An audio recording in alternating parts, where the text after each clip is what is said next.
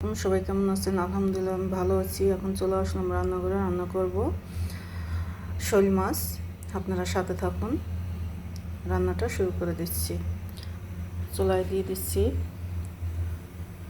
মেলে তেল দিয়ে দিচ্ছিলাম আগেই। তেলগুলো গরম হয়ে গেছে, এখন আমি দিয়ে দিচ্ছি মাছগুলো।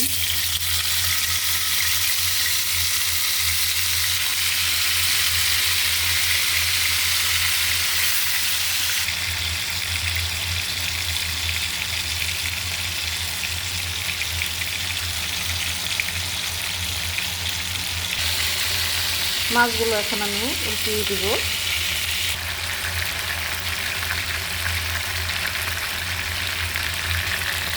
ভালোভাবে সুন্দর করে মাছগুলো, বেশি একটা কড়া ভাজা করা যাবে না, মাছগুলো আমি ভুনা করবো। একটু হালকাভাবে ভেজে নিতে হবে।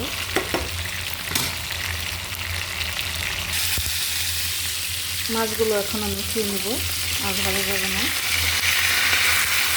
ভাজে বেশি ভাজা হয়ে দেবো।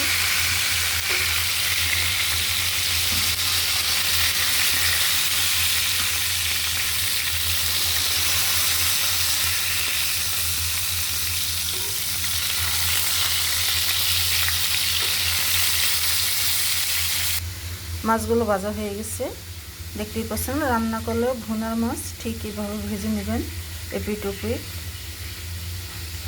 সাথে থাকুন। এখন আমি ভাজবো আলু। একটা আলু দিয়ে দিব এর ভিতরে। এই তেলের ভিতরেই মাছ ভাজা আমি দিয়ে দিচ্ছি আলু। আলু দিয়ে মাছগুলো আমি ভুনা করবো, তাই আলুগুলো হালকা একটু ভেজে নিতে হবে। আপনারা সবাই আমার মতন রান্না করে খেয়ে দেখবেন একদিন।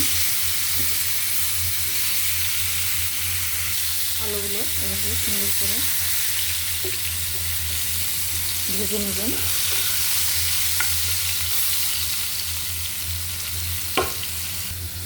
আলুটা এভাবে ভালো করে ভেজে নেবেন। দেখছেন কড়াইটা আমার একটু গরম হয়ে গেছিলো বেশি, তাই এই পিঠটা একটু লাল হয়ে গেছে, কিছু সমস্যা নাই।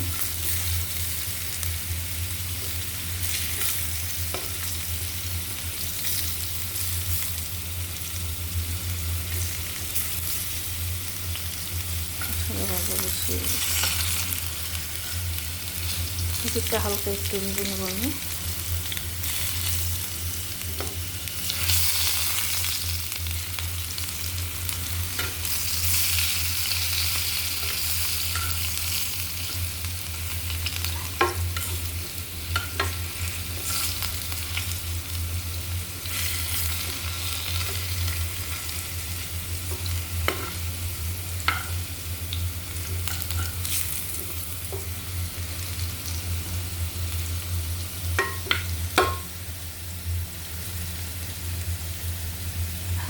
আলুগুলো আমার ভাজা হয়ে গেছে।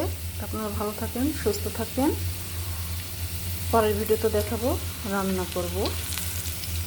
মাছ ভাজা তেলগুলো দিয়ে দিচ্ছি, সাথে আরও কিছু তেল দিয়ে দিচ্ছি।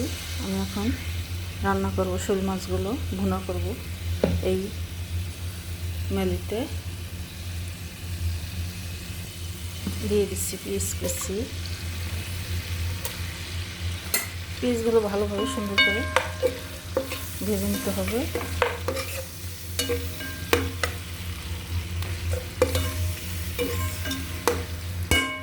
পেঁয়াজ কুচির সাথে দিয়ে দিচ্ছি দুটো তেজপাতা। এখানে দিয়ে দিচ্ছি দারচিনি, এলাচ, লং। শোল মাছের সাথে এগুলো দিলে সবচেয়ে ভালো হয়।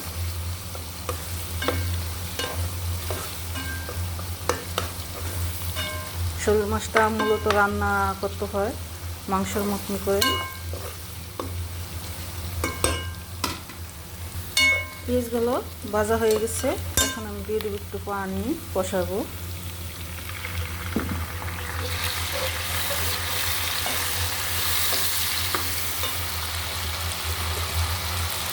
দিয়ে দিচ্ছি স্বাদ মতন লবণ।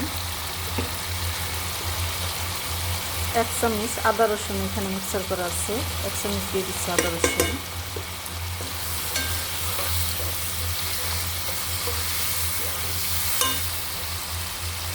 পরিমাণ করে দিয়ে দিচ্ছি হলুদের গুঁড়া।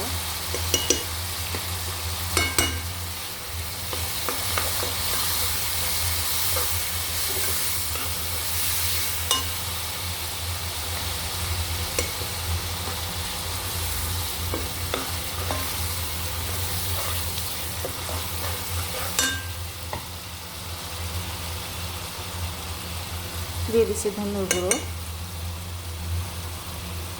দিয়ে দিচ্ছি জিরের গুঁড়ো।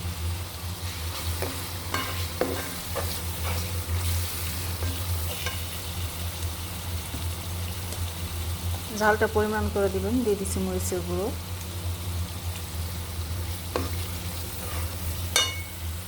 আমি সাথে আর একটু পানি দিয়ে কষিয়ে নেব।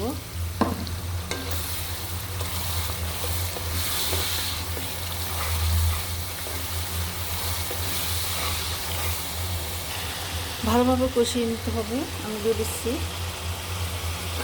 ছোট্ট একটা টমেটো,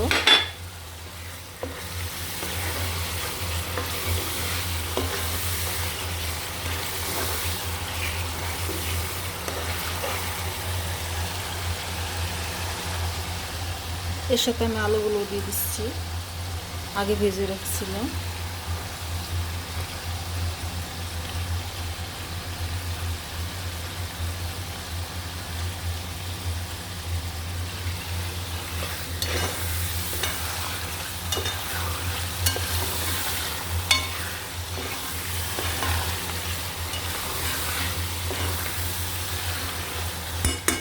আমি দিয়ে দেবো মাছগুলো।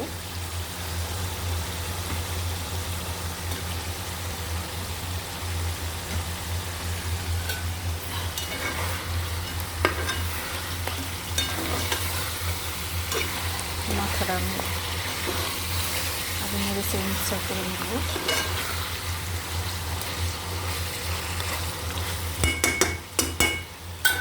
এখন আমি দিয়ে দিচ্ছি মাছগুলো সাথে।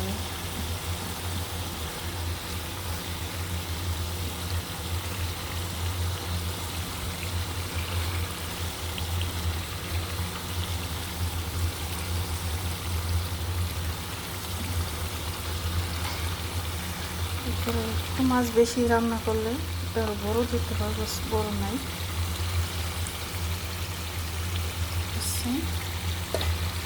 এখন আমি দিয়ে দিব ঝোল। মাছটা ভুনা করবো, বেশি নাড়াচাড়া দেওয়া যাবে না, নাড়া দিতে গেলে ভেঙে যাবে।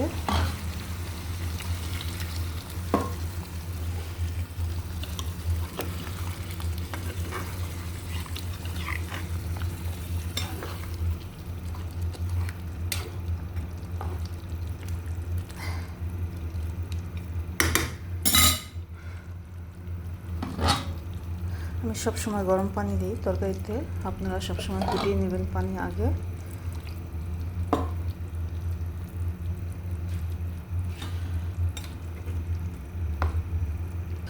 আমি ঢাকনা দিয়ে দমে রেখে দেবো 20 মিনিট। 20 মিনিটে আমার তরকারিটা ভুনা হয়ে যাবে ইনশাআল্লাহ। এখন আমি দিয়ে দিচ্ছি কাঁচামরিচগুলো।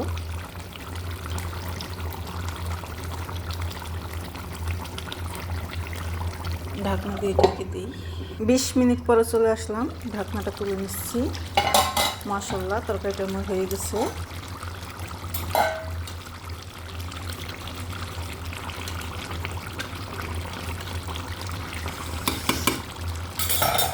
আপুরা, ভাইয়েরা, বোনেরা সবাই ভালো থাকেন, সুস্থ থাকেন। তরকারিটা আমার রান্না হয়ে গেছে। রান্নাটা কেমন হলো সবাই কমেন্ট বক্সে জানিয়ে দেবেন।